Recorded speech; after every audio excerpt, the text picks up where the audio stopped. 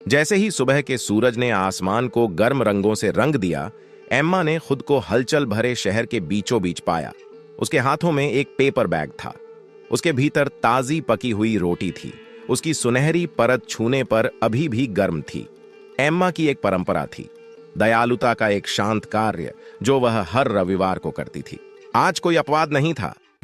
परिचित सड़कों से गुजरते हुए एम्मा ने पार्क में एक बेंच पर बैठे एक थके हुए व्यक्ति को देखा। उसके कपड़ों पर जीवन के संघर्षों के दाग थे और उसकी आंखों में थकावट और भूख का मिश्रण झलक रहा था। गर्मजोशी भरी मुस्कान के साथ एम्मा ने पेपर बैग उसकी ओर बढ़ाया। सुप्रभात, उसने अभिवादन किया। उसकी आंखें सच्ची दयालुता से मिलीं।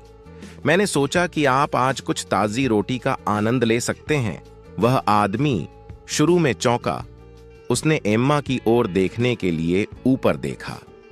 जैसे ही उन्होंने भेंट स्वीकार की, उनका उदास चेहरा एक झिझक भरी मुस्कान में बदल गया।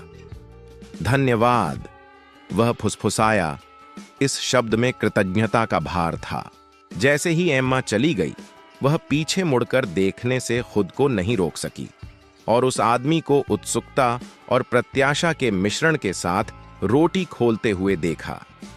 पकी हुई अच्छाइयों की सुगंध हवा में भर गई और एम्मा उस सरल आदान प्रदान में जुड़ाव की भावना महसूस करने से खुद को नहीं रोक सकी। उस क्षण में लेन देन हाथ बदलने वाली रोटी से कहीं अधिक था। यह दो आत्माओं के बीच एक पुल था जो साझा मानवता की याद दिलाता था। देने का कार्य रोटी की भौतिकता को पार कर गया था। करुणा और समझ की एक सूक्ष्म टेपेस्ट्री बुन रहा था।